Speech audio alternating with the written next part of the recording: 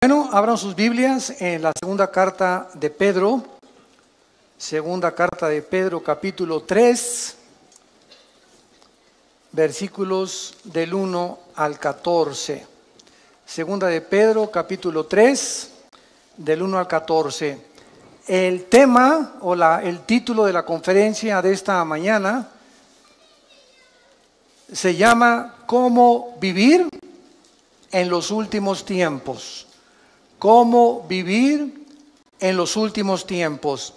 Dice así el apóstol Pedro en su segunda carta, capítulo 3, amados, esta es la segunda carta que les escribo, y en ambas despierto con exhortación vuestro limpio entendimiento, para que tengan memoria de las palabras que antes han sido dichas por los santos profetas, y del mandamiento del Señor y Salvador, dado por vuestros apóstoles, sabiendo primero esto, que en los últimos días vendrán burladores, andando según sus propias concupiscencias, y diciendo, ¿dónde está la promesa de su venida o de su advenimiento? Porque desde el día en que los padres durmieron, todas las cosas permanecen así, como desde el principio de la creación. Estos ignoran voluntariamente que en el tiempo antiguo fueron hechos por la palabra de Dios los cielos y también la tierra que proviene del agua y por el agua subsiste, por lo cual el mundo de entonces pereció anegado en agua. Pero los cielos y la tierra que existen ahora están reservados por la misma palabra, guardados para el fuego en el día del juicio y de la perdición de los hombres impíos. Mas, oh amados, no ignoréis estos, que para el Señor un día es como 1000 años y 1000 años como un día. Vamos a detener nuestra lectura hasta este momento y vamos a analizar estos versículos uno por uno para, en primer lugar, darnos cuenta que si tú supieras que Cristo viene mañana, ¿cambiarías tus planes, tus prioridades, tus expectaciones? ¿Cuántas personas el otro día oí, por ejemplo, que un camión ahora en la nueva ruta, la nueva autopista que acaban de hacer de la Marquesa hacia Toluca, que son como 42 kilómetros, que te ahorran como 15, 18 minutos para no irte por la anterior? Se fue un camión, ya están prohibiendo la entrada de los camiones de redilas y los camiones grandes. Es una bajada impresionante. Bueno, no se calculó mucho, ¿verdad? Y el camión se fue contra la caseta y mató a la persona de la caseta, murió quemado junto con el chofer. Después vino otro accidente también y gracias a Dios que pues ya hicieron otro desviamiento, una desviación para los camiones y se le está prohibiendo a los que entren que ya no circulen por esa autopista. Lo que más me impactó fue que oí en el periódico que uno de los testimonios es que unos familiares de estas personas que murieron dijeron lo siguiente. Mi tío, una de las personas que murieron, estaba cuando salió de la casa y voy a hacer esto, construir esto, etcétera, etcétera. Y nos damos cuenta, uno de los familiares es cristiano, nos damos cuenta que así es la vida. Hoy vivimos, hoy en la tarde, hoy en la noche o mañana, ninguno sabe si vamos a amanecer. Nadie sabe. Todas las personas salimos al mundo y con proyectos y visiones y trabajo, etcétera, etcétera, cuando lo más importante es que todos estamos condenados, somos como una lista de reos condenados a muerte porque algún día tenemos que entregarle cuentas a Dios. Entonces, si tenemos esta conciencia de que hoy puede ser el último día en que Dios tal vez te esté hablando y tal vez Dios te está dando la oportunidad de comenzar a cambiar ya tu trayecto y el camino que tú llevas, estoy seguro que cambiarías el rumbo de tu vida. Si respondes que sí, entonces eso quiere decir que necesitas hacer algunos ajustes ya en tu vida, no creyendo que tienes todavía un mes de vida, ni una semana, ni todavía, no me faltan todavía 10, 15 años, no me importa que tengas 20, 25 años de edad, 30, 35 años, la muerte toca las puertas a los niños recién nacidos, como al que llega a los 113 años del último señor judío que acaba de morir de 113 años. Así que la muerte es para todos los seres humanos, para todas las edades, en el momento en el que menos lo pensamos. Si tú respondes que sí, ¿verdad? Entonces la Biblia tiene muchas exhortaciones para que nosotros vivamos a la luz de la eternidad, a la luz de cada día levantarme, Señor. Yo no sé si es mi último día, encomiendo mi familia a ti, Señor. Te encomiendo mi vida, guíame, Espíritu Santo, muéstrame las decisiones que tengo que tomar, que las decisiones que tengan no tengan consecuencias para el mal, sino para el bien. Que cada decisión que yo tome en este día sea para tu gloria, Señor. Cuando comenzamos a vivir con esta expectación de la eternidad, es cuando podemos comprender al rey David en uno de los salmos que oró a Dios y le dijo: oh Dios, enséñame a contar los días de tal manera que traiga sabiduría al corazón. Vean por ejemplo en Romanos capítulo 13, versículos del 11 al 14, la exhortación que nos hace el apóstol Pablo. Y esto conociendo el tiempo. ¿Cuál tiempo? El tiempo que es cortísimo de nuestra vida. Que ya es hora de levantarnos del sueño, porque ahora está más cerca de nosotros nuestra salvación que cuando creímos. La noche está avanzada y se acerca el día. Desechemos pues las obras de las tinieblas y vistámonos las armas de la luz. Andemos como de día, honestamente, no en glotonerías y borracheras, no en lujurias y lascivias, no en contiendas y envidia, sino vestíos del Señor Jesucristo y no proveáis para los deseos de la carne. Noten ustedes en el versículo 12 que la vida espiritual la compara el apóstol Pablo, guiado por el Espíritu Santo, con el día y la noche. Cuando llegan las 9, 10 de la noche, en el caso particular mío, yo a las 10:30 ya estoy roncando, ¿verdad? Tal vez 10:15, 10:30. Ya sé que es mi hora. Tengo esa disciplina de siempre tratar de dormirme esa hora. Y ya llegan las 5, 5:30, levantarme, porque ya salió el sol y tu cuerpo se acostumbra, ¿verdad? El metabolismo a los horarios donde tú estás viviendo. Bueno, de la misma manera, ¿saben ustedes a qué hora de la noche nos encontramos ahorita? Nos encontramos en el punto más oscuro de la humanidad, donde un loco que se llama Kim Jong en Corea del Norte está amenazando bombardear la isla de Guam, donde hay 163,000 personas, más de 12,000 soldados norteamericanos estacionados. Está amenazando bombardear Alaska y Los Ángeles. Está amenazando lanzar bombas contra Japón. Ya ahorita comenzó la evacuación de Corea del Sur, porque Corea está dividida en el norte y en el sur. En el sur están completamente, no son comunistas. En el norte, este hombre, Kim Jong, de 33 años, ¿verdad? Un jovencísimo, el gordito que tienes ahí arriba de tu cama. Este hombre, ¿verdad?, está tratando de recuperar Corea del Sur, amenazar Corea del Sur. En Corea del Sur hay más de 17,000 Marines o marinos Estados Unidos, y tienen un sistema ahorita, gracias a Dios, ¿verdad?, como escudo contra misiles, pero misiles Hwang-2, que no son los grandes, que viajan a más de 6,000, 7,000 kilómetros de distancia. Entonces, el mundo está ahorita así en una expectación impresionante. Anoche oí un noticiero que investigaron a los habitantes de Guam. Guam es una isla que está como a 2,500 kilómetros de Corea del Norte, entre Honolulu y Japón, en medio casi de Indonesia, Filipinas. Y fueron a la isla, una isla preciosa, ni siquiera sabía que existía esa isla. En muchos mapas ni aparece. Entonces unas playas preciosas, pero está la estación más grande norteamericana de los portaaviones y de los aviones destroyers. Y comenzaron a entrevistar los periodistas a los habitantes de esta isla, preguntándoles: ¿cómo viven ustedes ahorita que saben que ustedes van a ser el primer blanco de este señor que ya amenazó que esta semana manda 4 misiles alrededor de la isla? Y simplemente la pura radiación de esos misiles, aunque no tengan todavía cabezas nucleares, es peligrosísimo para los habitantes.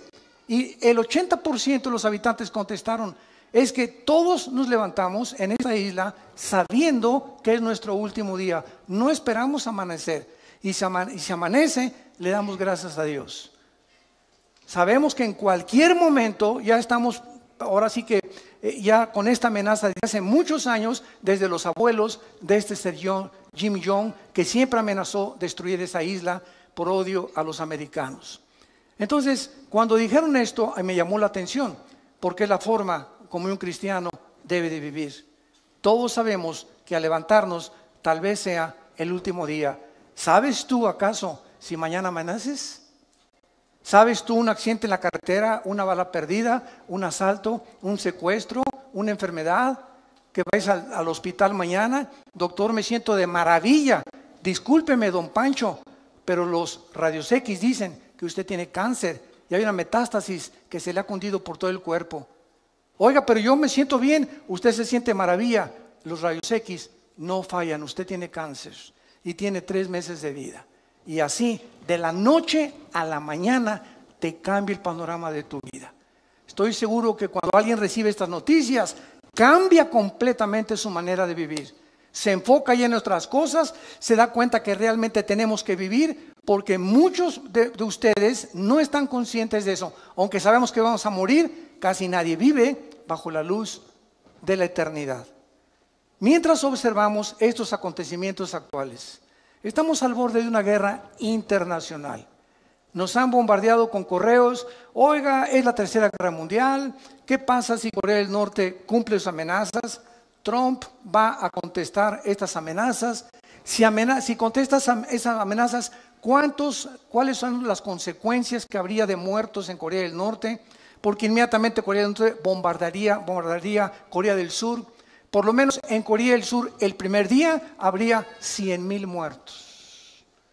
El primer día que este hombre con su artillería, no con misiles, con la pura artillería contestara, si Estados Unidos atacara, morirían más de 100,000 personas.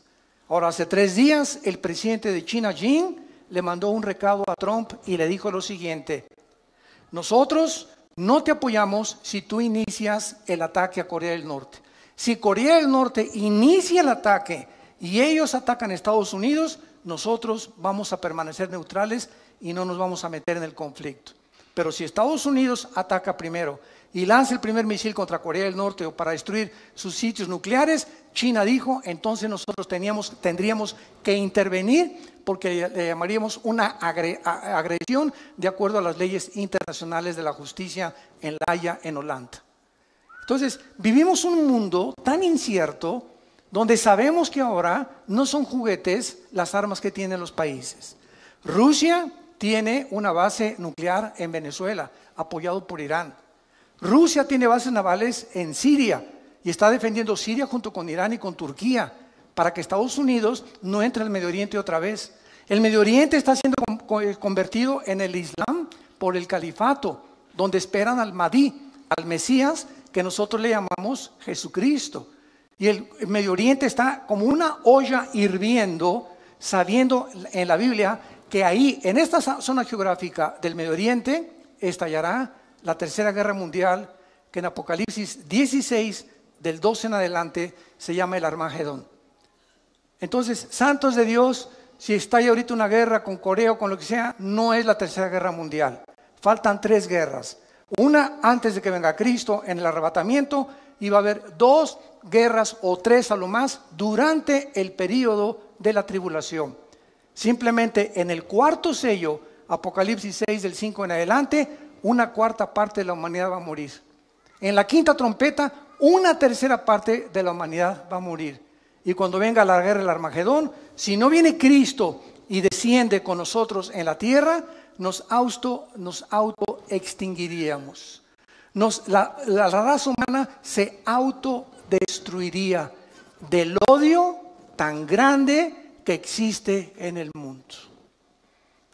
Ahorita, en los últimos, escuchen esto, 100 años, en una ciudad llamada Charlottesville, en Nueva Jersey, antier, se levantaron después de 100 años un grupo de nacionalistas blancos, que son los que forman el famoso Ku Klux Klan, con los neonazis y con símbolos de la suástica nazi, en esta ciudad se levantaron para levantarse en armas y clamar que se necesita una reforma de los blancos, que los blancos deben de volver a gobernar Estados Unidos. Es el racismo en su último grado. En los últimos 100 años, esto no se había visto en Estados Unidos.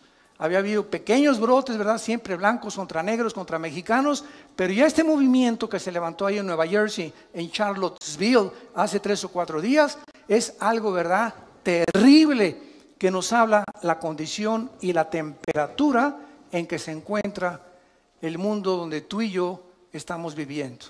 No cabe duda, vivimos en los últimos tiempos.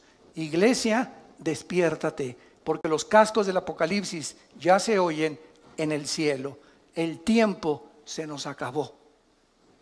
Muy bien, vamos pues a ver de qué manera nuestra esperanza en el regreso de Cristo debe afectar nuestra manera de vivir.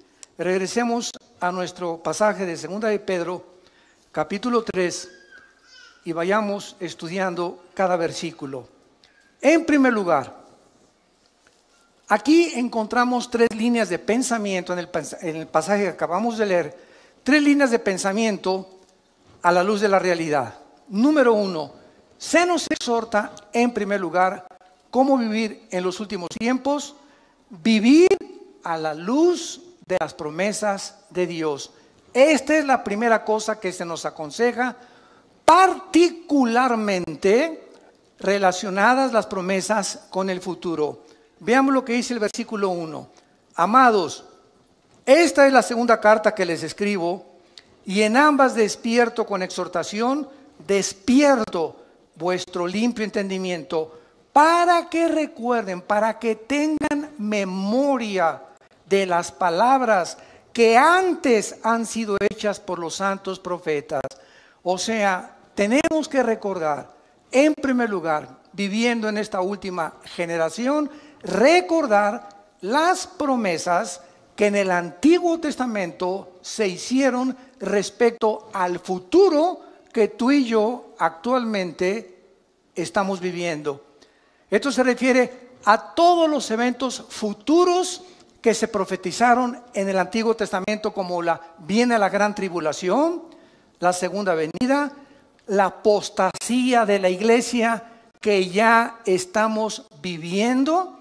Nunca la iglesia cristiana había sido bombardeada con tantas herejías, con tantas barbaridades que se están predicando y que se están enseñando en los últimos 30, 40 años. Es impresionante la cantidad de miles, ustedes no lo saben, miles de cristianos en Sudamérica y en Europa que dicen no encontramos una iglesia con sana doctrina. Y están reuniéndose en sus casas, nos piden nuestros videos, nuestras enseñanzas a través de los CDs, etcétera, etcétera. Tenemos más de 3,725 reuniones en casas en Sudamérica que se están alimentando con el curso que tenemos de ITI, el Instituto Teológico Internacional que dirige mi hermano Alejandro, y se están alimentando de eso 1 hora diaria y están juntándose en su casa porque no encuentran una iglesia de sana doctrina. Es impresionante. En una que les piden bolsas para vomitar, en otras que la cachetada del Espíritu Santo, el chicle del Espíritu Santo, la caída del Espíritu Santo, etcétera, etcétera, que si no hablas en lengua no tienes al Espíritu Santo. Bueno, es increíble a lo que la iglesia ha llegado. Y millones de cristianos, por no tener una vocación para estudiar la Biblia sistemáticamente por libros, etcétera, etcétera, caen en la trampa y se comen y son engañados con todo lo que oyen. Nunca corroboran si lo que les enseñan es lo que enseña la palabra de Dios.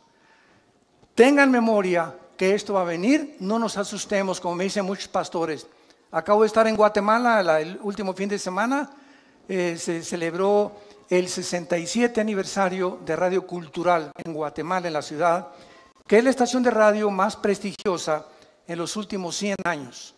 Y esta radiodifusora celebró el 67 aniversario, me invitaron a compartir la palabra y el sábado se unieron casi más de 1,700 pastores de diferentes naciones, de la ciudad de Guatemala, etcétera, etcétera. Y el domingo nos reunimos en el parque industrial y asistieron 18,000 personas.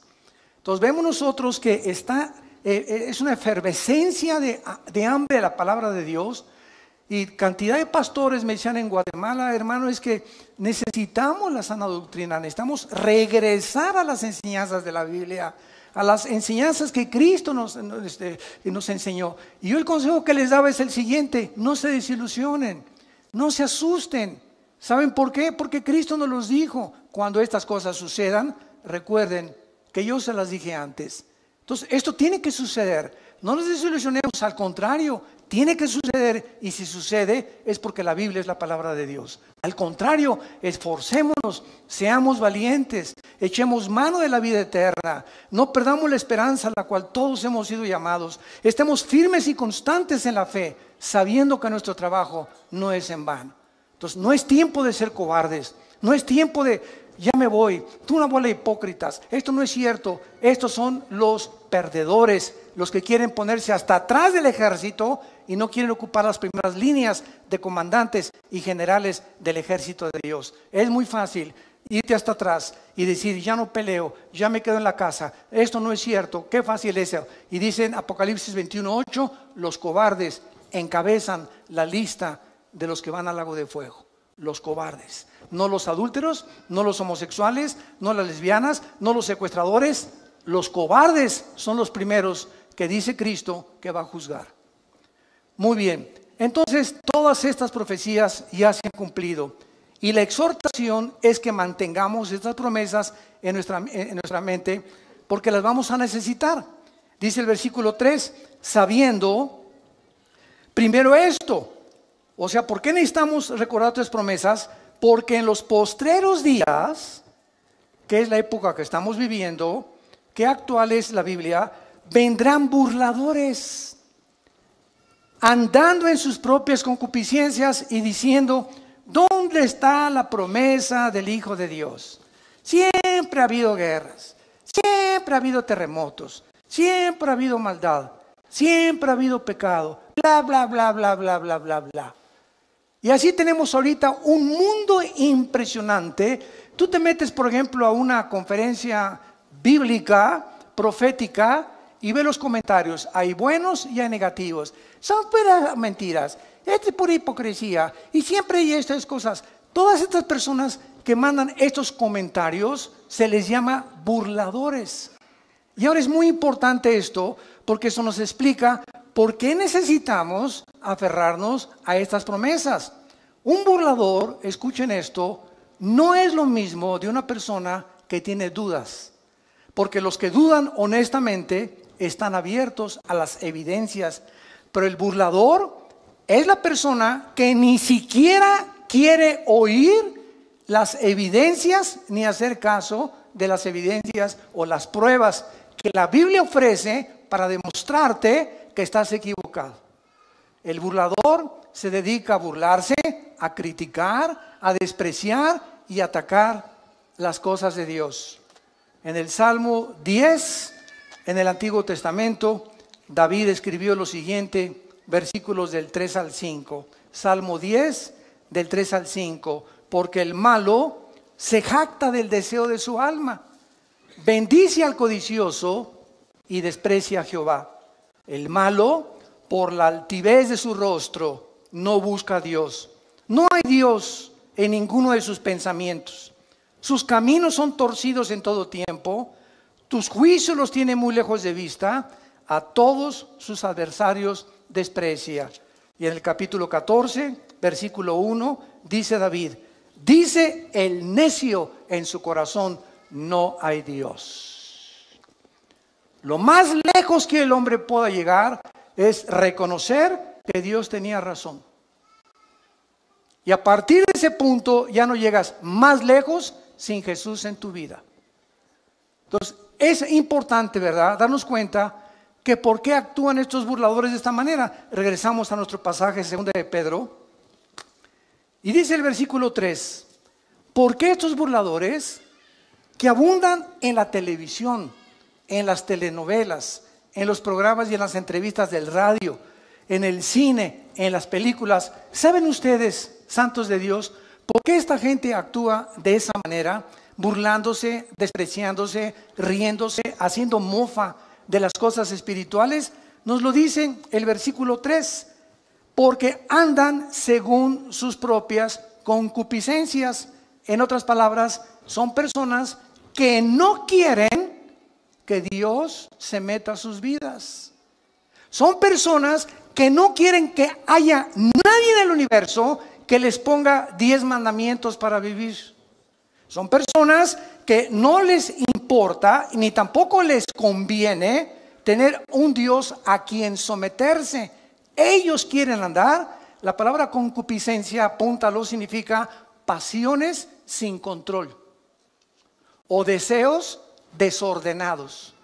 No tengo ningún freno moral, me acuesto con el que sea, puede ser hombre, puede ser mujer, mujer con mujer, hombre con hombre, o puedo tener amante, puedo tener esposa, o me puedo acostar con mi novio o con mi novia. Son personas que no tienen frenos, están como caballos desbocados en la vida. Hacen lo que, como caballos bien alimentados, relinchan tras las mujeres que no son su esposa. ¿Y saben ustedes por qué? Lo dice aquí en 2 de Pedro, capítulo 2, versículos del 10, que describe este tipo de personas. Y mayormente aquellos que, siguiendo la carne, andan en concupiscencia, o sea, en pasiones sin control e inmundicia, y desprecian el señorío, atrevidos y contumaces, no temen decir mal de las potestades superiores. Versículo 12, pero estos, hablando mal de cosas que no entienden, como animales irracionales, nacidos para presa y destrucción, perecerán en su propia perdición, recibiendo el galardón de su injusticia, ya que tienen por delicia el gozar deleites cada día. Estos son inmundicias y manchas, quienes aún mientras comen con ustedes, se recrean en sus errores.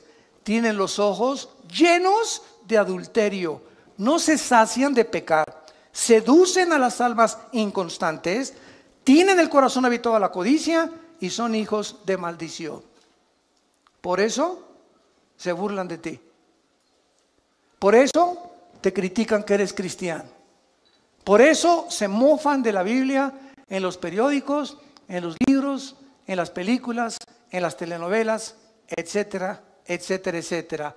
Porque detrás de estas personas se encuentra el 99% de las veces una vida de inmoralidad. Odian la luz, odian la santidad, odian a Jesús, aman las tinieblas. En el Evangelio de Juan capítulo 3 dice, y esta es la condenación, que la luz vino al mundo y los hombres amaron más las tinieblas que la luz. ¿Por qué? Porque sus obras eran malas. Porque todo aquel que aborrece la luz no viene a la luz. ¿Por qué? Porque la luz te muestra cómo eres. Y cuando nos ilumina el Espíritu Santo, nos damos cuenta que bárbaro, soy un basurero. Estamos podridos en maldad. Y cuando reconocemos esa maldad y esa podredumbre con la cual nacimos, el pecado original, es cuando, Dios mío, ten misericordia de mí. Y hay una cruz en la gracia de Dios a la cual nos podemos acercar y ser lavados con la sangre del Hijo de Dios. Muy bien, estos burladores también toman posiciones pseudocientíficas. Miren lo que dice el versículo 4. Y dicen, ¿dónde está la promesa de su advenimiento? O sea, de que va a venir. Porque desde el día que los padres durmieron, todo permanece igual. Esta explicación, ¿verdad?, no cuadra con lo que la Biblia dice. Si estas personas realmente necesitan evidencias de la actividad de Dios en la historia, es bien fácil. La misma historia, señores historiadores que nos visitan, sociólogos que nos visitan, científicos y catedráticos y doctorados y licenciados que nos escuchan, la Biblia nos muestra que la historia misma demuestra la existencia de Dios.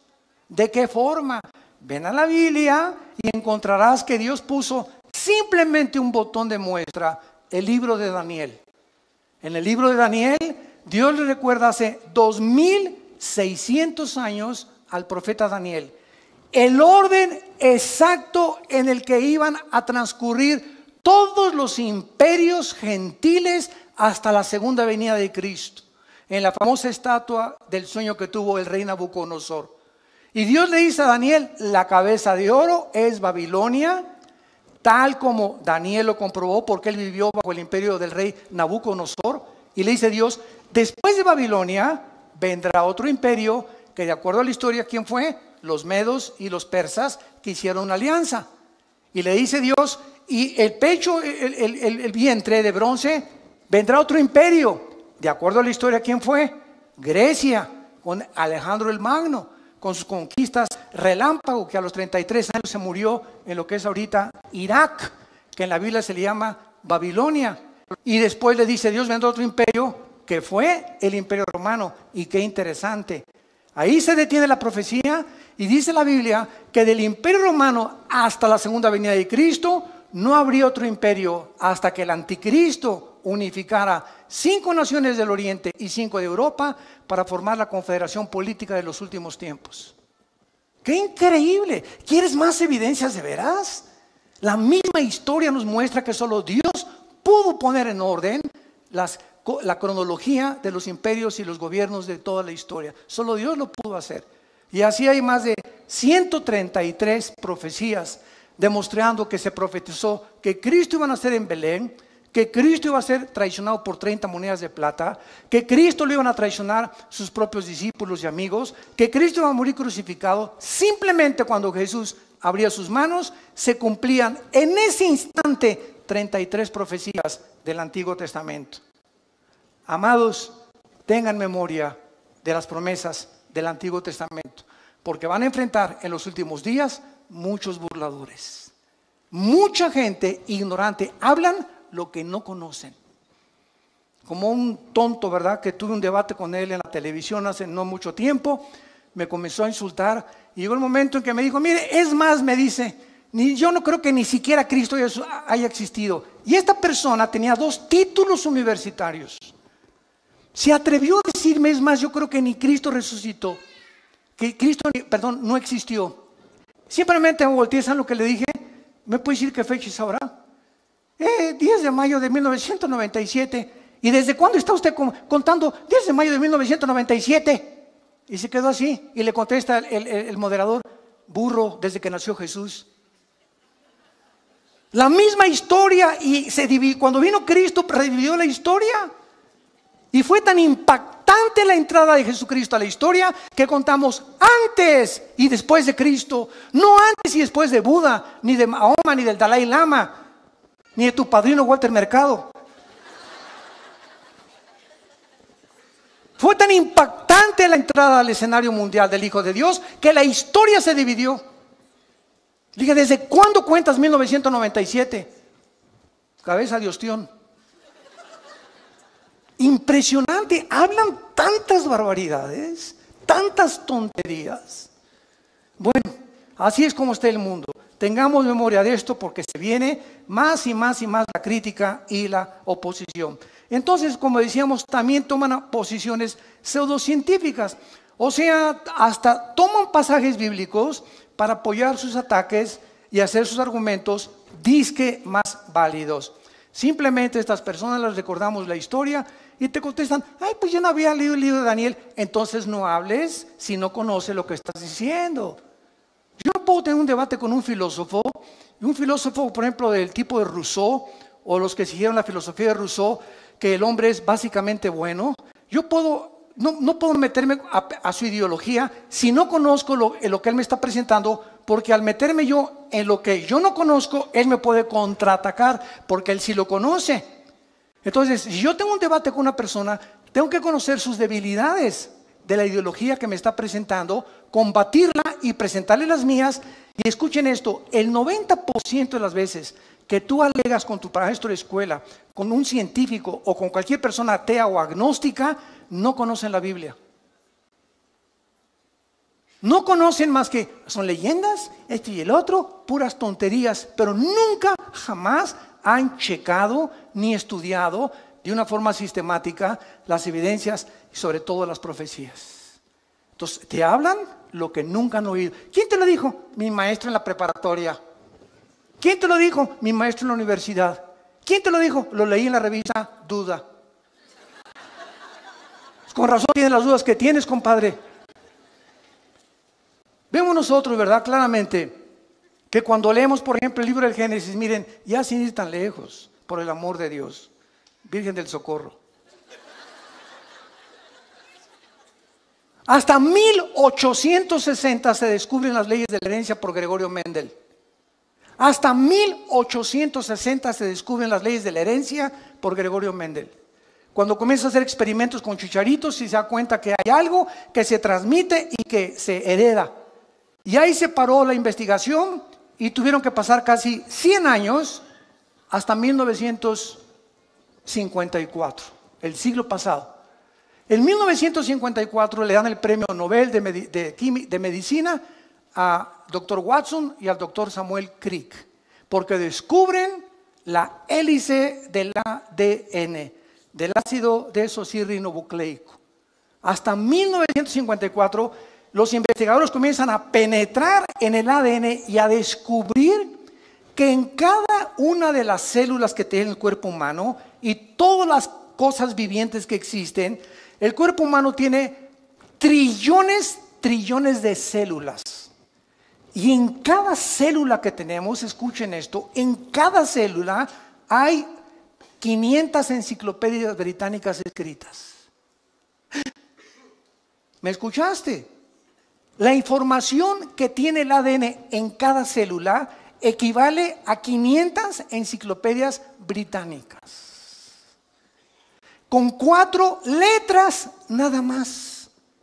Y en esa información inteligente que cada célula tiene, está escrito tu color de ojos, tu color del pelo, mi color de piel, nuestra estatura, todas las características que tenemos y venimos heredando desde Adán y Eva. Abuelos, bisabuelos, tatarabuelos, todo se encuentra en cada célula.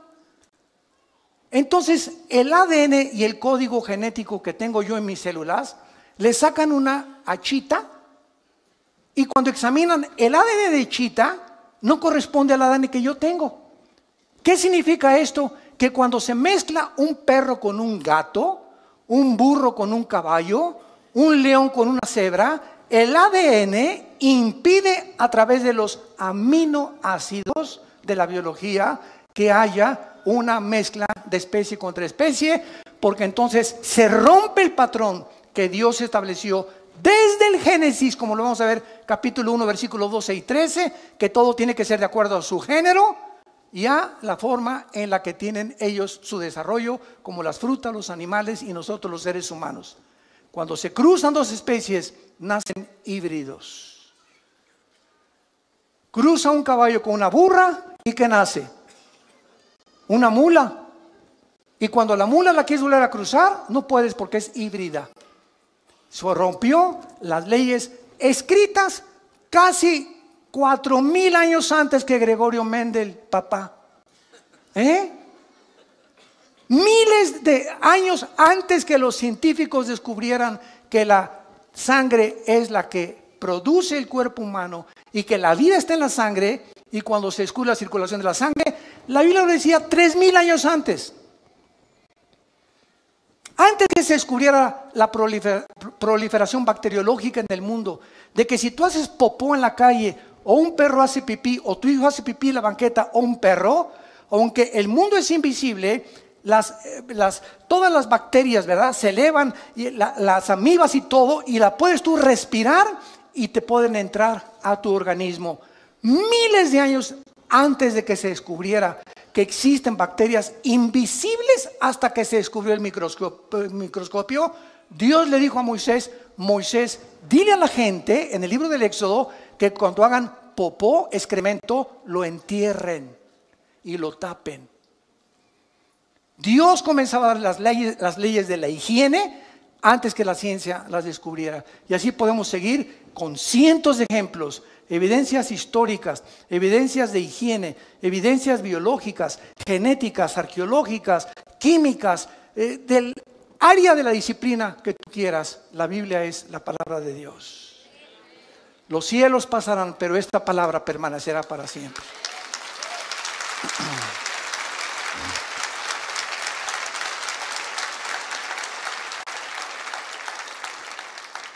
Ahora, vemos también, ¿verdad?, que es importante el tiempo de Dios.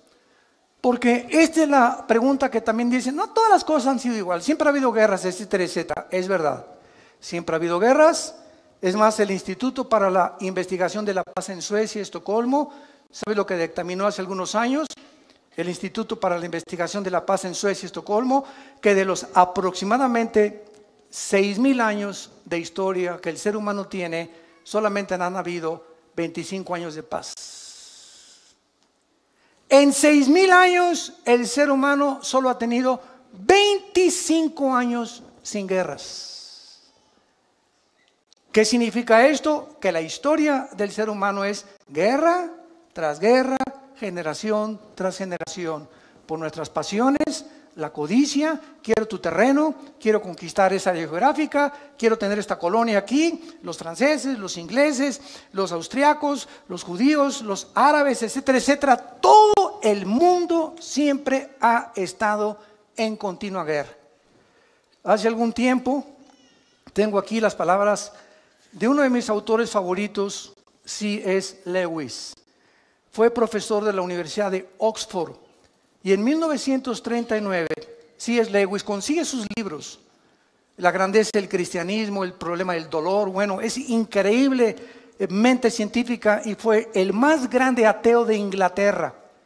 Y siendo el más grande ateo de Inglaterra, se convierte C.S. Lewis y comienza a escribir, no sabes, la literatura más profunda que existe científica cristiana.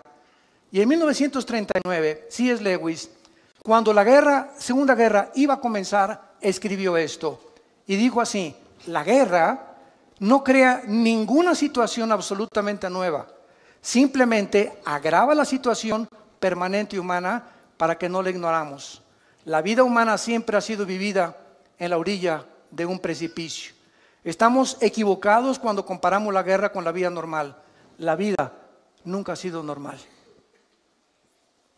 Cuando explotó la Segunda Guerra, ¿de qué nos extrañamos? En otras palabras, siempre ha habido guerras. Es la condición permanente del ser humano. Si no hay guerras, buscamos la manera de pelearnos.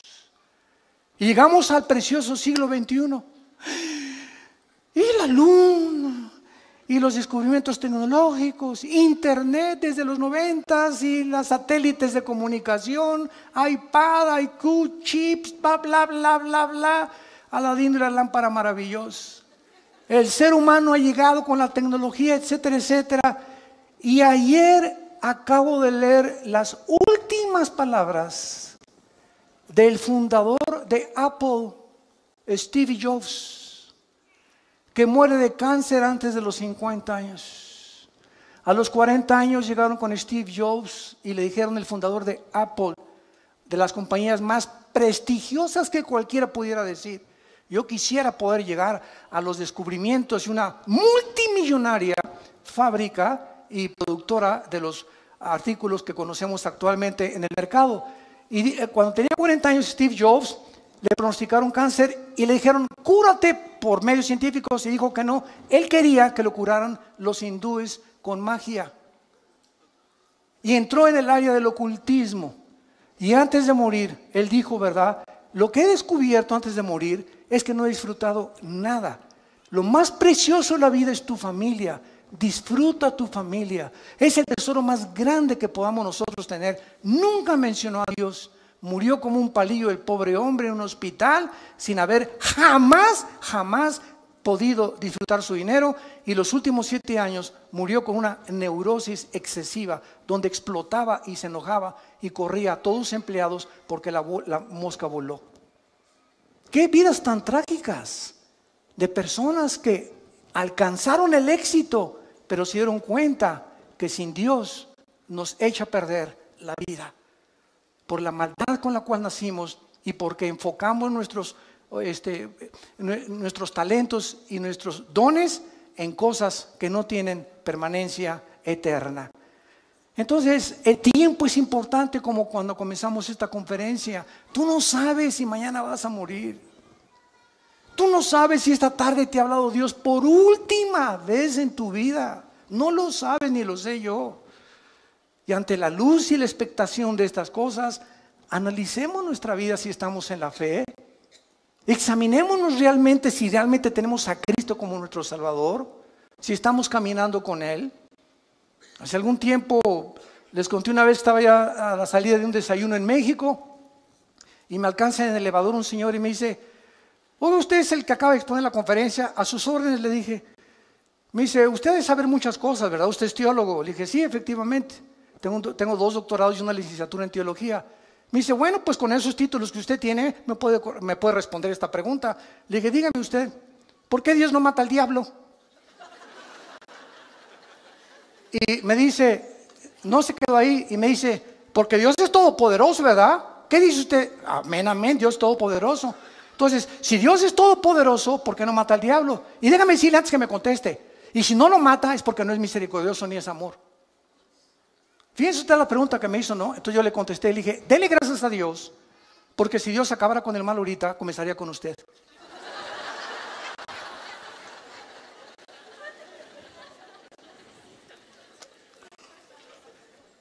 Segunda de Pedro, capítulo 2, lo acabamos de leer, versículo 9. El Señor no retarda su promesa, según algunos la tienen por tardanza. ¿Y por qué Dios no acaba ya con esto y con aquello? ¿Sabes por qué? Porque Dios es paciente para con todos, esperando que tú te arrepientas. Dale gracias a Dios que los juicios de Dios no han comenzado en la forma que se viene sobre el mundo, porque Dios es paciente con tu vida. Te va a seguir hablando a través de tu esposa, a través de tu esposo, a través de tus hijos, a través de tus amigos en tu trabajo, a través de las conferencias en YouTube, en internet, en las iglesias cristianas. Dios nunca deja de hablar porque es paciente con tu vida. Pero llega un momento el que tú has decidido no creer. Y tienes la luz y tienes las evidencias, pero no te conviene. No es que no creas por falta de evidencias, como dijo Carlos Sagan, el último ateo del siglo XX, astrofísico. Es que si tuviera más evidencias para creer en Dios, hubiera creído en Dios. Pero detrás de la vida de este hombre, ¿verdad?, no había las características que él deseaba, porque no le convenía entregarse a Dios. Y esa es la tragedia humana, que la luz vino al mundo y los hombres amaron más las tinieblas que la luz. Ahora, en cuestión del tiempo, ¿verdad?, Dios no percibe el tiempo como todos nosotros. ¿Por qué no acaba ya Dios con todo? Porque el tiempo de Dios no es como tú lo piensas. Les voy a hacer una historia interesante relacionada con esto, que tiene algo de humor. Un hombre llegó al cielo y le preguntó a Pedro: Pedro, en el cielo, ¿cuánto es un minuto? Y le contestó Pedro: un minuto es 1.000.000 de minutos aquí arriba. Esto es interesante, le dice el hombre, y le volvió a preguntar: oye Pedro, ¿y un peso? ¿Cuánto es en el cielo? Y le dijo: no, en el cielo un peso es más de $1.000.000. Y entonces este hombre se quedó pensando y le dijo: oye, ¿me puedes prestar un peso? Y le contestó Pedro: sí, claro que sí, dame un minuto. Qué burro, ¿verdad? Así es. Dios está fuera de nuestras 4 dimensiones y para Él un día es como 1000 años, dice el Salmo 90. Entonces Él no está de acuerdo, ¿verdad?, en el tiempo como nosotros, como transcurre aquí. Aquí el planeta gira sobre su eje en 24 horas, se traslada alrededor del Sol en 365 días, que hace un año, pero Dios está fuera de nuestra galaxia. Él está fuera de las 4 dimensiones. Tú y yo vivimos en 4 dimensiones. Dios es un ser extradimensional. Entonces Él enfoca y todas las cosas las ve completamente diferente a nosotros. Y cuando estemos en el cielo, después de que veamos lo que nos espera y las bendiciones que vamos a tener, y qué Disneylandia, ni qué Reino Ventura, ni qué Riviera Maya, ni Honolulu, ni qué nada. Cuando estemos ahí en el cielo, vamos a ver nuestro pasado y todo lo que sufrimos, 50 años, 60 años. Mira, en tus 60 años que has sufrido, desde que tú naciste no fueron puro sufrimiento. Cálmate, ya le ganaste a Job. Entonces la vida no es todo sufrimiento, tenemos épocas, ¿verdad? De sufrimiento y de tristeza y valles y montañas, porque así es la vida humana. Pero cuando estemos en el cielo y veamos esas épocas y meses o años que sufrimos, no se van a comparar y van a parecer como solamente una mala noche en un hotel de quinta categoría que pasamos, comparado con nos espera en la eternidad. Y diremos ahí, valió la pena vivir para Cristo. Y ahí voltaremos hacia atrás y diríamos, ¿de eso nos estábamos quejando? ¿Teníamos tanta prisa cuando la eternidad nos está esperando con las bendiciones infinitas que Dios tiene para todos aquellos que le han entregado su corazón? Es por eso que nosotros debemos vivir a la luz de la eternidad. Dice el versículo 9, el Señor no retarda su promesa, sino que es paciente.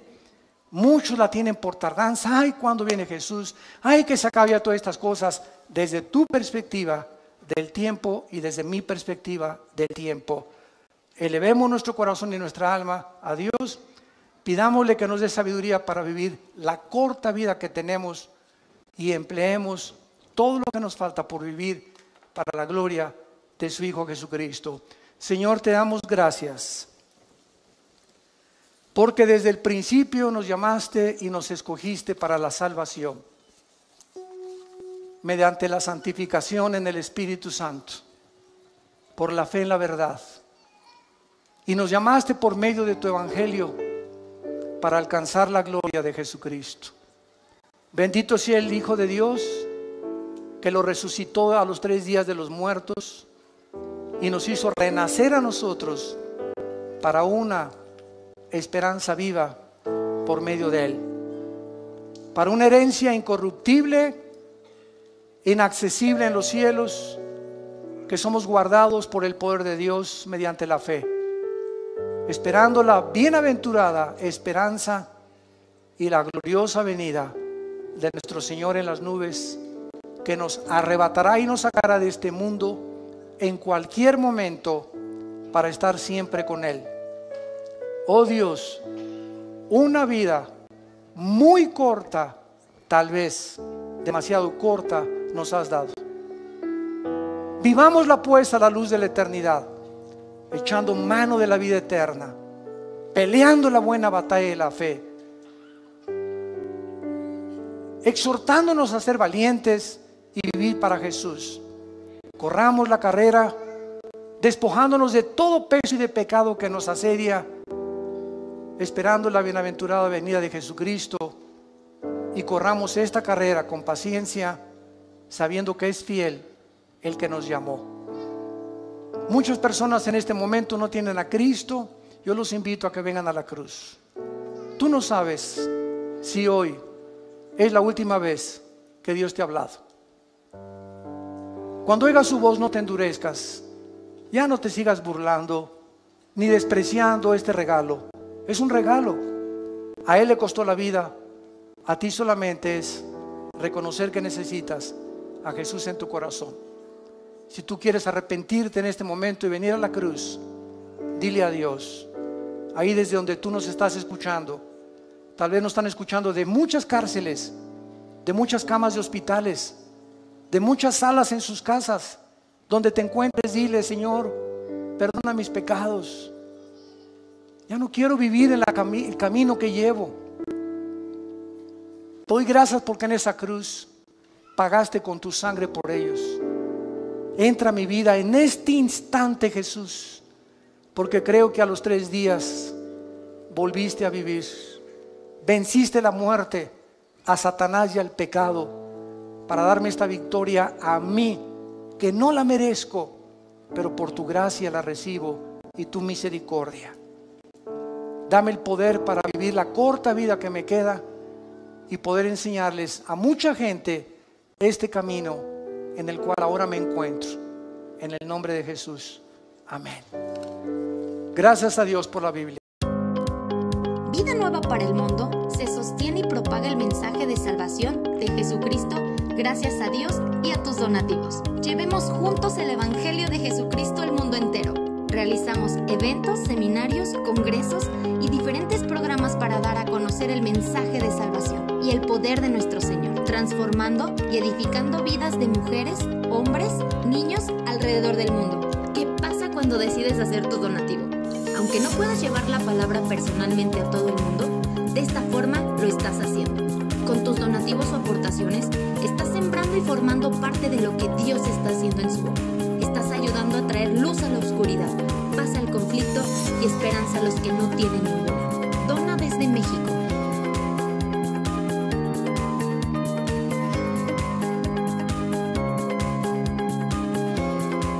Dona desde Estados Unidos.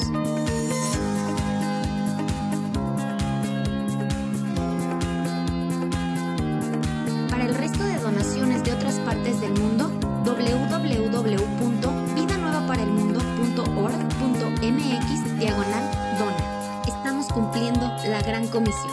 Por tanto, vayan y hagan discípulos a todas las naciones, bautizándolos en el nombre del Padre, del Hijo y del Espíritu Santo, enseñándoles que guarden todas las cosas que les he mandado.